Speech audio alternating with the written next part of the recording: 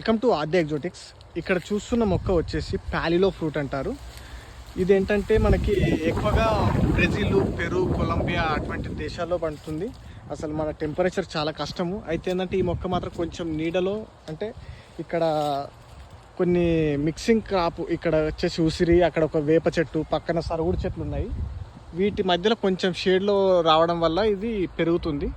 ఇక్కడ కాయలు కూడా వచ్చినాయి. ఫస్ట్ టైం ఇది 4 years ప్లాంట్. మీకు ఇక్కడ కాయలు కనబడుతుంది చూడండి.